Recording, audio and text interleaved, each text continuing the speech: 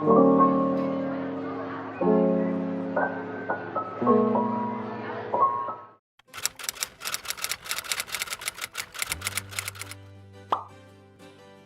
am truly easily bored, attention span very short, goals unclear, intentions questionable. But I think the reason why I never gave up on learning any of these languages is because I have a connection with every single one of them. Or I find something along the way, I never know where it takes me. Like when I first started learning Korean, I never thought I would actually end up here. The thing is, for every language I truly love, at least one thing I consume and fully want to understand and be a part of. You just need to find yours. Because on the days when you don't feel like doing the work, when you're a bit tired, when you're sick of it, that thing you love will keep you going instead of thinking, yes, I would like to speak this language at a B2 level, or I need this language for work. I always suggest a bit more of a chill learning approach to make everything as fun as possible, because once the word study comes into it, I'm out. I am mentally checked out. So maybe it would help people like me as well, but I put languages at a completely different place in my mind. For me, there's studying and then there's learning languages. I do think it's important to keep track of your goals, but sometimes I get super demotivated when I don't feel like I'm reaching my goals, which is stupid because my only goal was just to enjoy the process. So basically, I choose not to have them because they have the potential to demotivate me. Instead, I have my language safe places that brings me an unexplainable amount of joy. And your first job is to find that. For example, with Spanish, it was definitely the music. I actually started learning it because I liked a lot of TV shows from Spain, but I really had a lot of trouble making sense of it. For many months, I just could not register that grammar. I just realized that I wasn't really naturally consuming it. But one day, I heard some reggaeton songs. I didn't even know that genre existed. I was like in high school. The day that I learned that term, the moment that I heard that beat, it was like instant. It was sparks. I said, this makes me so happy for unexplainable reasons. I need to understand that.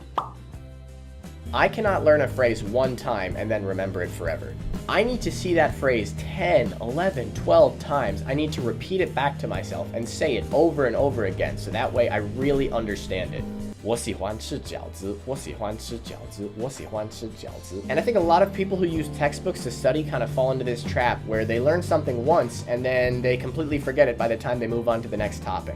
If you really want to remember something, you need to be practicing it a lot. And this applies to a lot of different parts of learning a language. Learning how to pronounce a word, learning a certain phrase, learning just a word in general.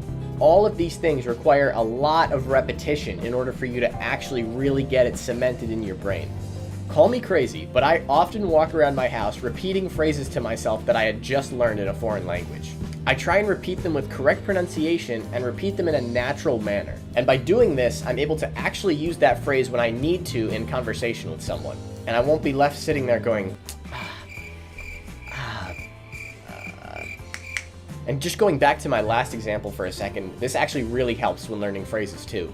If you're repeating a phrase often and practicing it with people often, you're gonna remember it.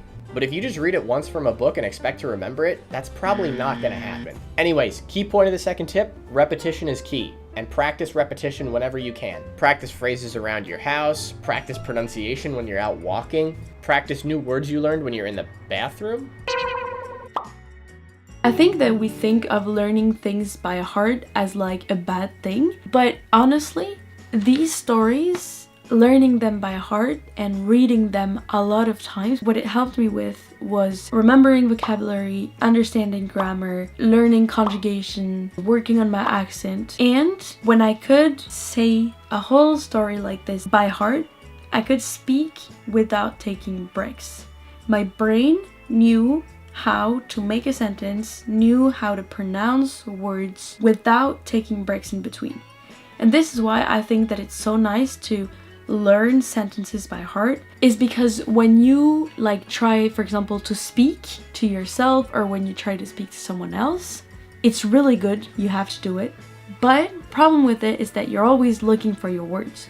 You're never saying a whole sentence without taking a break, or this will take a long time for you to do. And then you never learn, you never teach your brain to pronounce words, to work on the accent in a long sentence, because you don't know how to make a long sentence. And I think that, I'm sure that the fact that I did all this, it helped me for two things that like impress people a lot when I speak Norwegian, is that I speak really fast without needing to take breaks, and I have a really good accent and pronunciation. And this is because of my stories. Like 100% because of my stories.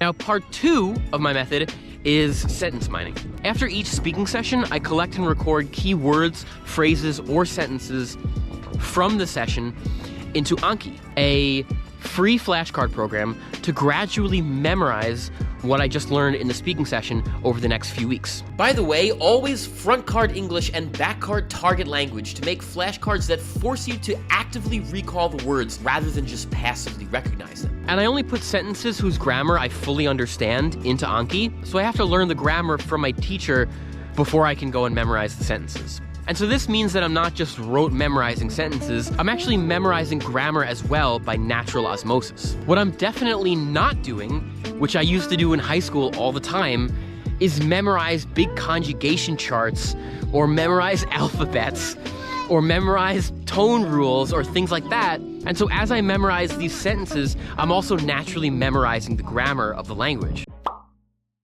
And tip number 5 is to follow native speakers on social media. You just need to put yourself out there. You could live in a cabin in the middle of nowhere, and if you have access to the internet, you are bound to meet native speakers. There is no excuse. Whenever I learn a language, I make a point of following native speakers, or at least searching for content in a language. So I might be interested in web development, for instance. What I can do on Twitter or Instagram is search the hashtags in a particular language. If someone has posted about web development, I might reply to their tweet or comment on their post, and there I am interacting with native speakers. This is a bit of an unorthodox way because you're not guaranteed an answer from them, but it's still giving you an opportunity to engage with native content and to practice your speaking or writing. And if native speakers aren't available, you can also learn from fellow language learners on different forums. Usually language apps have forums. StudyGram community on Tumblr, Twitter, and Instagram is really huge.